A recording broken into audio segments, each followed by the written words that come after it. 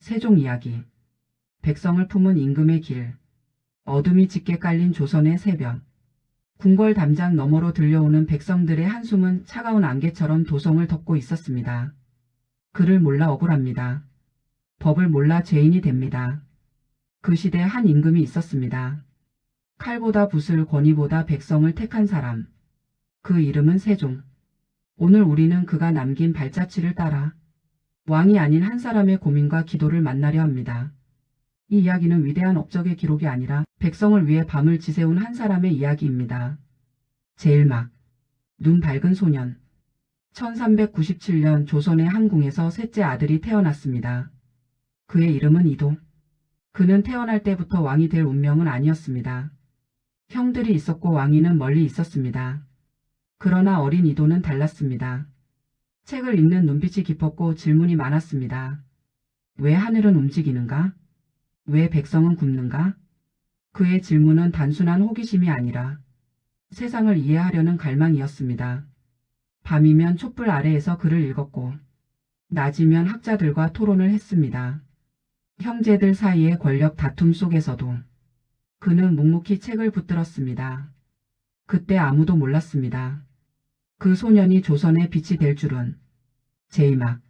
왕이 되다. 형들의 비극적인 선택과 정치적 소용돌이 속에서 셋째 아들 이도는 결국 왕위에 오르게 됩니다. 백성은 불안했습니다. 젊은 왕이 과연 나라를 이끌 수 있을지. 그러나 그는 즉위 첫날 이렇게 말합니다. 나는 백성을 하늘처럼 섬기겠다. 그의 통치는 명령이 아니라 경청에서 시작되었습니다. 신하들의 의견을 들었고 농부의 삶을 살폈고 시장 상인의 소리를 들었습니다. 왕은 높은 자리에 있었지만 마음은 가장 낮은 곳에 두었습니다. 백성의 눈물. 세종은 궁궐 안에만 머물지 않았습니다. 가뭄이 들면 밤새 기도했고 전염병이 돌면 약방을 열었습니다. 그러던 어느 날 한 농부의 억울한 사연을 듣게 됩니다. 그를 몰라 문서에 속아 땅을 빼앗긴 백성의 이야기였습니다. 그날 밤 세종은 잠들지 못했습니다. 백성이 그를 모르는 것이 죄인가? 그 질문이 그의 심장을 흔들었습니다. 훈민정음의 시작. 세종은 집현전 학자들을 모았습니다. 백성이 쉽게 배울 수 있는 글자를 만들자. 신하들은 반대했습니다. 중국을 거스르는 일입니다. 임금이 어찌 글을 만듭니까? 그러나 세종은 흔들리지 않았습니다. 밤마다 연구했고 소리를 분석했고 입 모양을 관찰했습니다. 그의 눈은 충혈되었고 건강은 점점 나빠졌습니다. 그러나 그는 멈추지 않았습니다. 백성이 말하고 싶어도 글이 없어 하늘 삼키는 일이 없게 하라. 세상의 반대.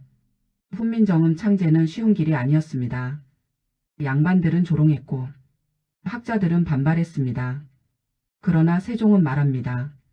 내가 하고자 하는 것은 오직 백성을 위함이다. 그는 왕이었지만 권력을 위해 글을 만든 것이 아니었습니다.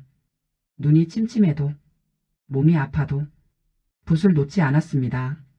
글이 태어나다. 1443년 드디어 세 글자가 완성되었습니다. 나란 말씀이 둥기게 달아 세종의 마음은 벅찼습니다.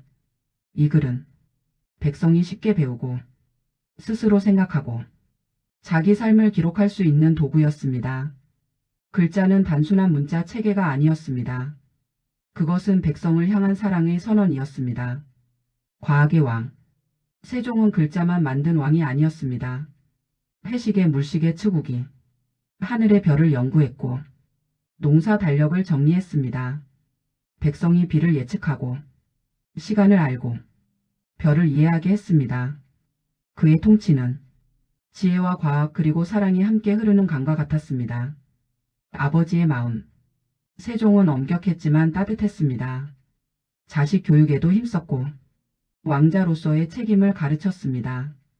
그러나 그의 삶은 순탄하지 않았습니다. 병이 깊어졌고 시력은 점점 약해졌습니다. 그럼에도 그는 업무를 멈추지 않았습니다. 왕은 쉬어도 되지만 백성의 삶은 멈추지 않는다. 마지막 기도.